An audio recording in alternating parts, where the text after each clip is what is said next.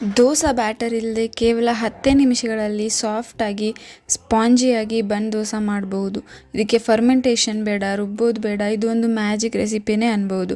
Hello friends, welcome to ನಂದ ಸವಿರುಚಿ. ಇವತ್ತು ನಾನು ಒಂದು ಡಿಫ್ರೆಂಟ್ ಆಗಿರೋ ದೋಸೆ, ಅದೇ ಬನ್ ದೋಸೆ ಮಾಡ್ತಾ ಇದ್ದೀನಿ.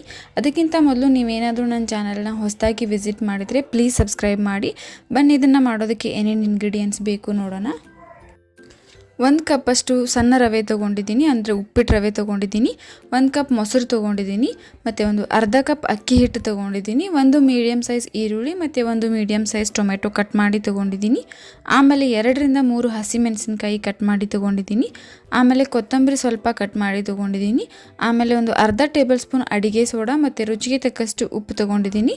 ಬನ್ನಿ ಇದನ್ನು ಹೇಗೆ ಮಾಡೋದು ನೋಡೋಣ. ಮೊದಲಿಗೆ ಒಂದು ಮಿಕ್ಸಿ ಜಾರ್ ತೊಗೊಂಡಿದ್ದೀನಿ, ಅದಕ್ಕೆ ರವೆ ಹಾಕ್ತಾ ಇದ್ದೀನಿ. ಆಮೇಲೆ ಅಕ್ಕಿ ಹಿಟ್ಟು ಹಾಕ್ತಾ ಇದ್ದೀನಿ.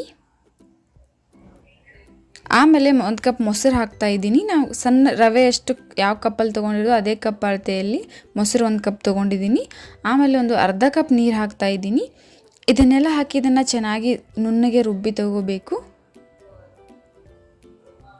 ಆಮೇಲೆ ಇದನ್ನು ಒಂದು ಪಾತ್ರೆಗೆ ಹಾಕ್ತಾ ಇದ್ದೀನಿ. ನೋಡಿ, ಈ ರೀತಿ ಸಣ್ಣದಾಗಿ ರುಬ್ಬಬೇಕು.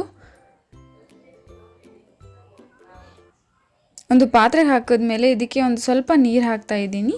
ಸೇಮ್ ಇದು ದೋಸೆ ಹಿಟ್ಟಿನ ಕನ್ಸಿಸ್ಟೆನ್ಸಿಗೆ ನೀರು ಹಾಕೋಬೇಕು. ನೀರು ಹಾಕಿ ಒಂದು ಸ್ವಲ್ಪ ಚೆನ್ನಾಗಿ ಮಿಕ್ಸ್ ಮಾಡ್ಕೋಬೇಕು. ಆಮೇಲೆ ಇದಕ್ಕೆ ರುಚಿಗೆ ತಕ್ಕಷ್ಟು ಉಪ್ಪು ಹಾಕ್ತಾ ಇದ್ದೀನಿ.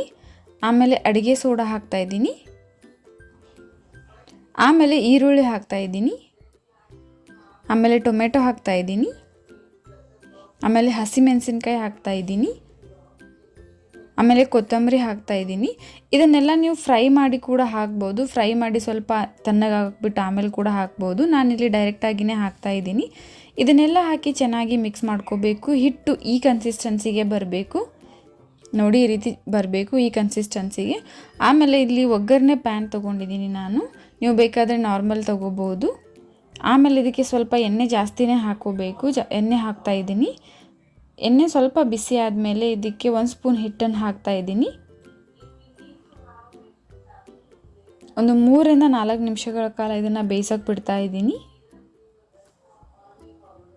ಆಮೇಲೆ ಒಂದು ಸ್ಪೂನಿಂದ ಈ ರೀತಿ ಇದನ್ನು ತಿರುಗಿಸ್ಕೋಬೇಕು.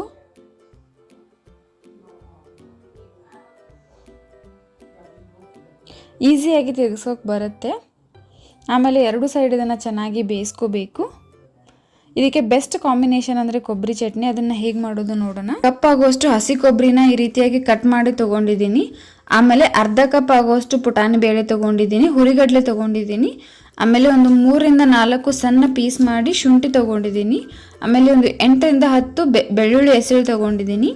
ಆಮೇಲೆ 2 ಹಸಿಮೆಣಸಿನಕಾಯಿ ತೊಗೊಂಡಿದ್ದೀನಿ. ಆಮೇಲೆ ಕೊತ್ತಂಬರಿ ಕಟ್ ಮಾಡಿ ತೊಗೊಂಡಿದ್ದೀನಿ. ಆಮೇಲೆ ರುಚಿಗೆ ತಕ್ಕಷ್ಟು ಉಪ್ಪು ತೊಗೊಂಡಿದ್ದೀನಿ. ಬನ್ನೀಗ ಇದನ್ನು ಹೇಗೆ ಮಾಡೋದು ನೋಡೋಣ.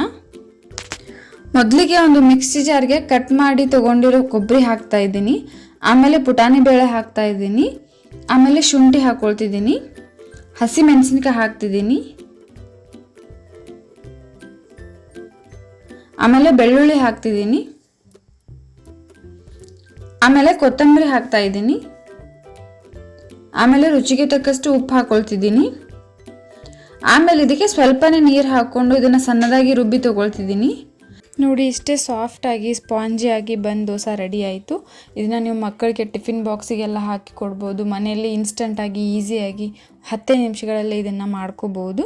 ನೀವು ಒಂದ್ಸಲ ಟ್ರೈ ಮಾಡಿ, ಖಂಡಿತವಾಗ್ಲೂ ಇಷ್ಟಪಡ್ತೀರಾ. ನೀವು ಇನ್ನೂ ನಮ್ಮ ಚಾನಲ್ನ ಸಬ್ಸ್ಕ್ರೈಬ್ ಮಾಡಿಲ್ಲ ಅಂತಂದರೆ ಪ್ಲೀಸ್ ಈಗಲೇ ಹೋಗಿ ಸಬ್ಸ್ಕ್ರೈಬ್ ಮಾಡಿ. ಮತ್ತು ಇದೇ ರೀತಿ ನಾನು ಹಾಕೋ ಎಲ್ಲ ವೀಡಿಯೋ ನೋಟಿಫಿಕೇಷನ್ಗೆ ಪಕ್ಕದಲ್ಲಿರೋ ಬೆಲ್ ಐಕಾನ್ನ ಕ್ಲಿಕ್ ಮಾಡಿ. ಮತ್ತು ಈ ವಿಡಿಯೋ ನಿಮಗೆ ಇಷ್ಟ ಆಗಿದರೆ ಪ್ಲೀಸ್ ಲೈಕ್ ಮಾಡಿ, ಶೇರ್ ಮಾಡಿ, ಕಮೆಂಟ್ ಮಾಡಿ.